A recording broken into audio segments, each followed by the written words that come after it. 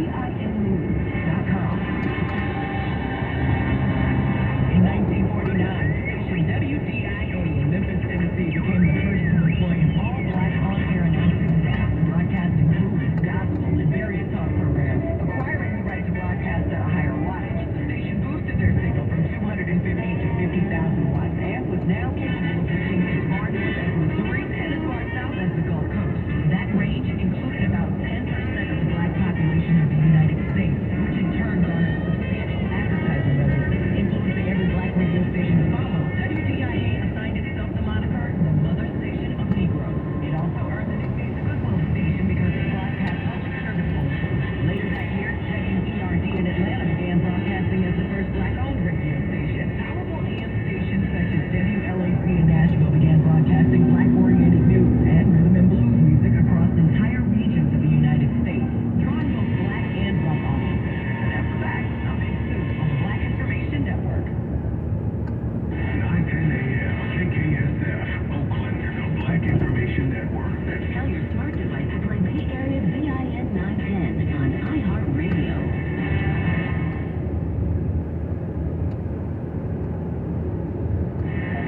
I'm Terry McCready. And I'm Kevin Brown on your home for 24/7 News, the Black Information Network. The entire NYPD is being told to dress in uniforms and be at the ready. Never before have we seen a former president to be criminally indicted in the United States. Reports say a grand jury voted to indict Trump for his role in paying hush money to an adult film actress. The typical scenario would be for Trump to surrender at the Manhattan District Attorney's Office. There are extra police on site. At that point, he would be processed, fingerprinted, and his mugshot would be taken. As of now, there's no exact timing on when the processing would take place. More details are unfolding about a mass shooting inside a private Christian school in Nashville, Tennessee. A former police officer who provided active shooter training at the school said quick-thinking teachers saved lives by knocking down classrooms. The shooter fired multiple rounds into several classrooms, but didn't strike any students there because the teachers knew how to fortify doors and where she safely placed students in those rooms. Victims of the massacre are being remembered. Our heart is broken. Our city united as we mourn together. Mayor John Cooper and First Lady Jill Biden among a group of mourners attending a candlelight vigil at a public park in Tennessee's capital. Cooper calling the deadly shooting at the Covenant School the city's worst day and had a message for first responders. Our city and our whole nation is so proud of you. Your service inspires all of us. You are our heroes. Your bravery will never be forgotten. Nashville's Black Police Chief John Drake calling on the city to come together. An extreme tragedy, and this is certainly one. Nashville comes together like no other place. The carpet dolls was suffered an unspeakable loss. All of the victims who were struck by gunfire had been in an open area or hallway. 7 California Highway Patrol officers and a nurse are charged with involuntary manslaughter. About 3 years after the in-custody death of a man who was pulled over for a traffic stop in Los Angeles County, 38-year-old Edward Bronstein uttered repeatedly that he couldn't breathe before losing consciousness while officers attempted to take a blood sample. Bronstein was pulled over by police on the Vine Freeway in Burbank with suspicion of driving under the influence and was taken into custody. Prosecutors say the officers forced Bronstein to the ground, handcuffed, while pressing their knees on his legs and neck. They say the officers attempted CPR for 13 minutes after Bronstein became unresponsive. California Senator Stephen Bradford is proposing a bill to create a 70 alert system for missing black women, girls, and youth, similar to AMNA or Silver Alert Youth for Missing Children and Senior Citizens. He says there's often criticism that missing black women and girls are ignored by law enforcement and the media, so his plan would ensure that this demographic would receive the same level of resources to help bring them home. The bill states the law enforcement agency may issue an Amber Alert after considering several factors, including those who are between 12 to 25 years old, possible victims of trafficking or abduction, or individuals suffering from a physical or mental disability. For more on these stories and international, national, state, and local news affecting the black community, listen to the Black Information Network on the iHeartRadio app or log on to WINnews.com. I'm Terry McCready along with Kevin Brown on your home for 24/7 News, the Black Information Network.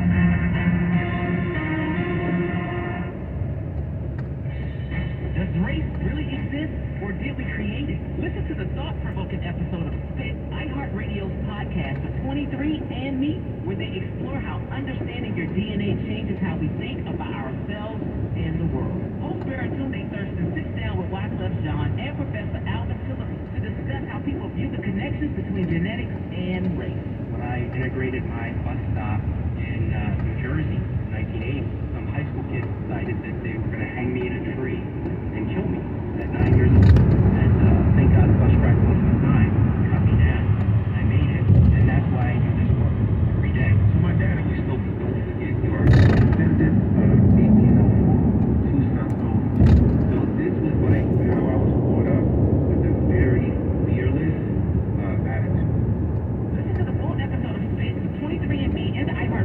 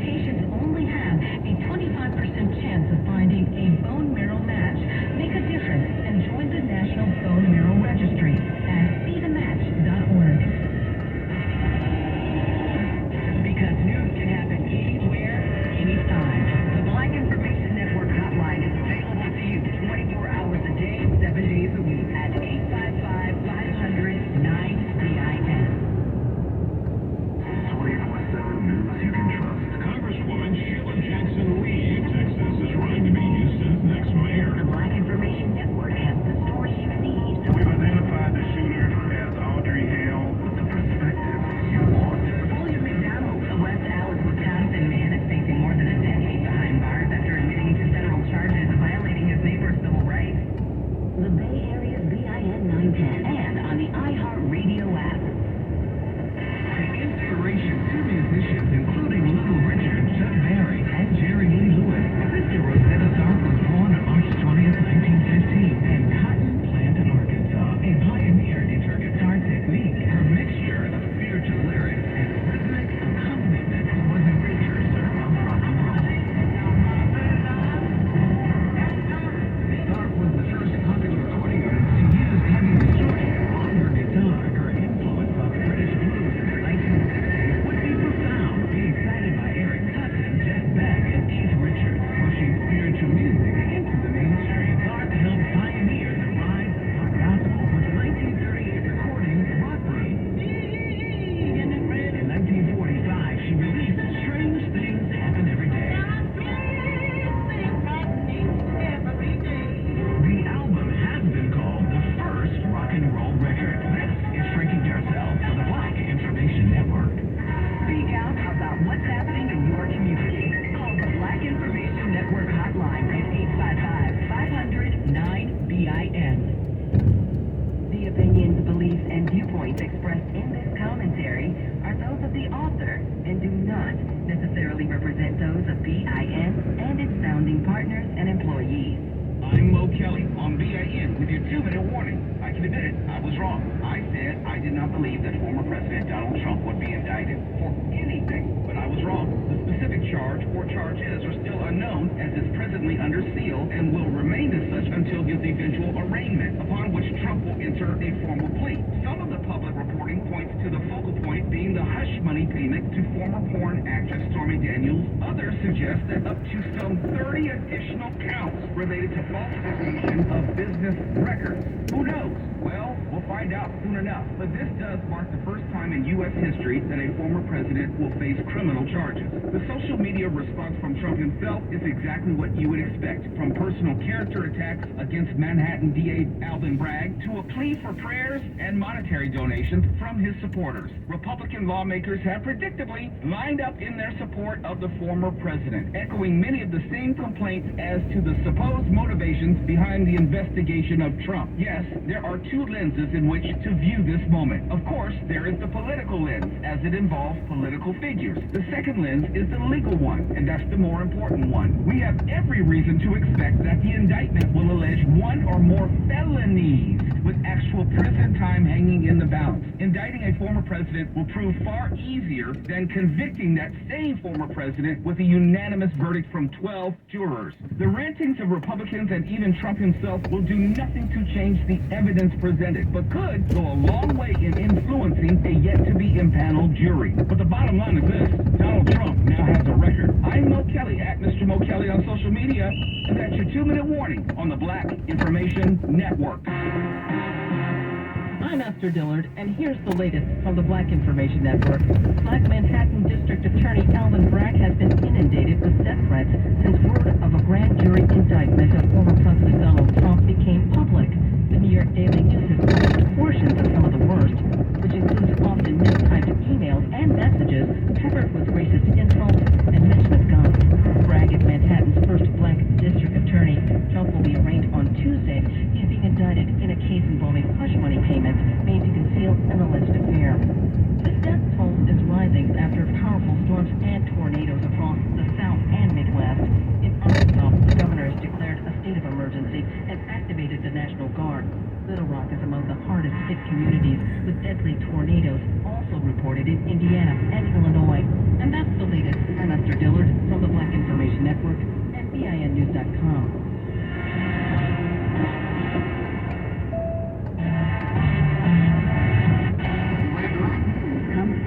Listen and stay informed. Bay Area's BIN 910. Sports on the Black Information Network. Buffalo Bills safety DeMar Hamlin is spreading AED and CPR awareness after he suffered cardiac arrest on the field in January. The Buffalo Bills safety was in Washington, D.C. recently to support the Access to AEDs Act. Hamlin had a one-on-one talk with President Biden last Thursday at the White House. Biden later said it was his honor to have him and his family here today, and that Hamlin's courage, resilience, and spirit inspires the American people. Speaking of presidents, the president of the International Olympic Committee turned to some European governments for what he called their negative reactions to the organization's stance on Russia. IOC chief Thomas Bach made the comment during a press conference recently during an executive board meeting on whether athletes from Russia and Belarus will be allowed to compete at next year's Summer Olympics in Paris. There's no decision yet, but the executive committee issued recommendations that include allowing athletes with Russian or Belarusian passports to compete as neutrals, while athletes who actively support the war in Ukraine would be barred. And in college sports news, Alabama's top freshman will not be returning for another basketball season in Tuscaloosa. Forward Brandon Miller is entering the 2023 NBA draft. Miller is considered to be the top college prospect in the class and is challenging G-League Ignite guard Scoot Henderson for who will be taken second overall behind projected #1 pick Victor Wembanyama. 20-year-old Miller was at the center of some controversy in his only season with the Crimson Tide after his name was mentioned in court testimony involving the capital murder case of former Alabama player Darius Miles, who was charged in the fatal shooting of 23-year-old Jamia Harris. Sports at 14 and 44 minutes past each hour. I'm Morgan Wood on the Black Information Network.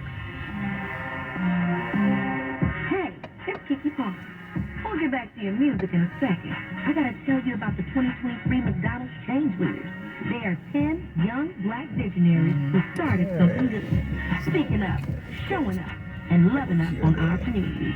Over the next year, McDonald's and yours truly will make sure you hear all about them. They're starting something to change everything, and I'm here for it. Check out the 2023 Change Leaders at mcdchangeleaders.com.